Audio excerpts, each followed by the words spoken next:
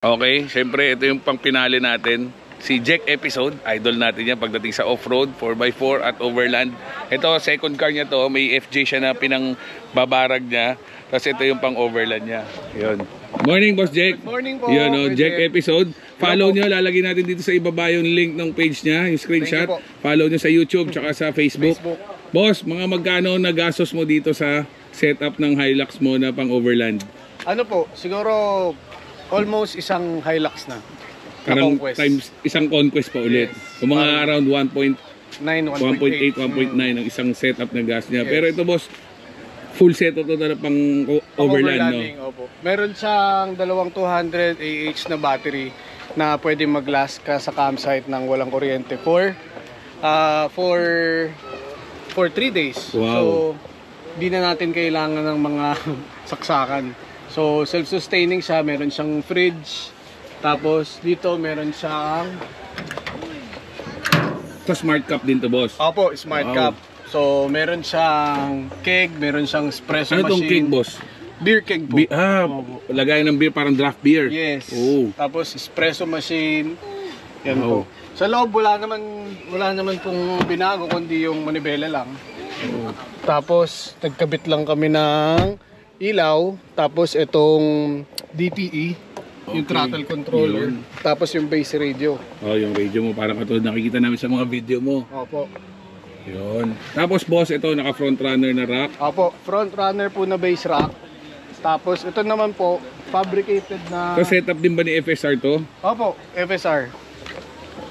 Tapos ito naman po, bumper custom fabricated ni Kuya Manolo, Metal Ox Garage. Ang ganda ah. Opo, tapos PIA lights po. Oo, maganda. Tapos syempre, cam up winch. Yun, cam up winch. FSR, makikita niyo yan. Opo. Tapos naka-ano po, all-ins. Yun oh. All-in suspension. Oo. Alam nyo, sa motor lang yan ha. Tapos naka big brake kits din po na WP Pro. Yun. Tapos syempre nito tires. Yun.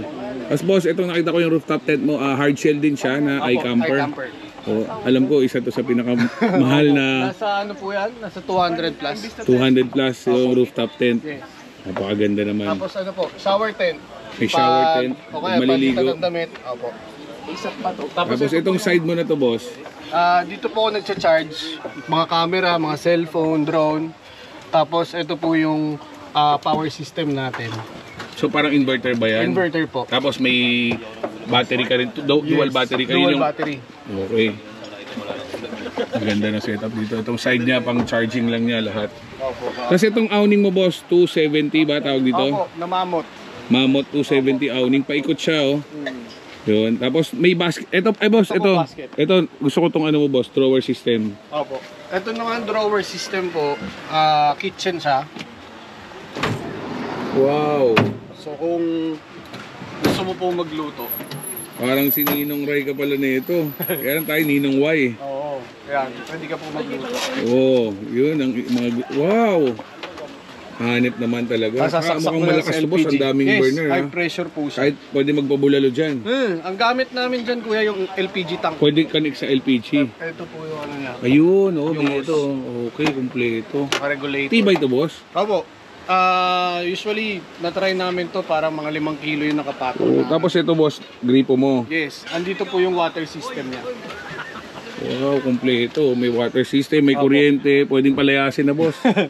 Tapos may 55 liters na tubig sa likod. Yun, ang dami nun, laki nun. Kasi yan, dito ng tubig niya, may kusina. Tapos ito boss, almost patungan na lang to. Halos yes, yan. Dito ka magluluto, magkagayan. Itong kabila mo boss. Ano naman po, drawer system lang siya. Mga lagay ng gamit. Opo, usually doon namin nilalagay yung mga kawali. Yung mga hindi na po binababa. Ayun, hindi na binababa. Wala nang tanggalan yan dyan. Opo, dyan na po namin nilalagay. Ayos. Kitchen utensils. Okay. Opo. Tapos mapapatong mo pa rin dito. No, makapagpatong ka pa rin ng gamit dito. Yes, pwede po. Yun ang maganda sa drawer system. May drawer na kayo, may storage kayo, plus yung ibabaw malalagyan nyo pa rin. Kasi hindi naman lahat ng bagay pwede pagpatong-patungin. Kasi ito boss, ito yung parang kay ano? Direct. Kay Direct. Nahahugot din yan? Yes. Uy, ang galing. So, gaganyan mo siya. Ganyan na yan boss, pwedeng ganyan na setup niyan. Kababa Tapos kuha na. na lang po sa Yun. Yun, lamig pa rin ha. Ayos. Opo. Ito yung magkano to boss? 70 plus? Nakalimutan ko po actually, pero hindi ito bababa ng 70. Oh, 70 plus. My Coolman. Yan. Opo, may Coolman. May battery sarili na yan boss kasama, di ba? Yun yung nandun. Ito po yung wireless power pack niya. Yun. Wireless siya? Opo, ididikit mo lang siya. Nagcha-charge na yun? Hindi po. Ay. May outlet pa rin po siya. Okay. Tapos isasaksak mo So lang. ngayon, hindi gumagana yan? So, andong po, nakarekta po siya sa battery niya. Kasi pwede ring rekta sa saksakan. Yes po. Okay. Tapos pwede ka rin ito battery lang niya to, pwede Opo. ka rin diyan mag-charge. Yes. Pag halimbawa lang pong, halimbawa pupunta po kayo ng ilog, Dadali niyo to. opo, dadali Hugutin niyo po. At least may kuryente pa din po. Oh, nice. Tapos sina-charge mo rin yan dyan. Dyan na rin siya nagcha-charge yung power opo. pack mo. Dito na po lahat.